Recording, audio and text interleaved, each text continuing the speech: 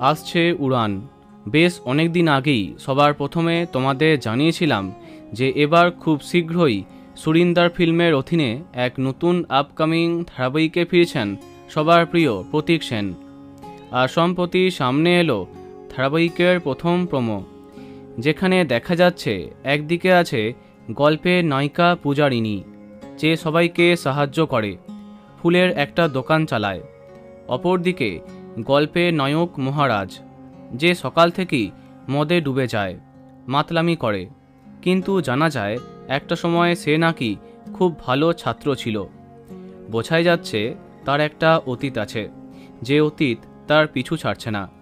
এই ঝলকে তার নায়িকা চরিত্রে দেখা যাচ্ছে নবাগতা রত্নাপ্রিয়া দাসকে, কিন্তু প্রথমে তার নায়িকা হিসেবে যার কথা সামনে আসে তিনি শেষ অবধি বদলে গেলেন। প্রতীকের নায়িকা হিসেবে ফাইনালি যাকে কাস্ট করা হলো তিনি রত্নাপ্রিয়া দাস, যাকে ভক্তির সাগরের প্রথম ঝলকে দেখেছিল দর্শক। সেখান থেকে সরে গিয়ে তাকে কাস্ট করা হলো নতুন আপকামিং ধারাবাহিক উড়ানে। সুরিন্দার ফিল্মের এই ধারাবাহিকের জন্য অনেকেই অপেক্ষা করছিল। এবার দেখা যাক দর্শক কতটা এক্সাইটেড।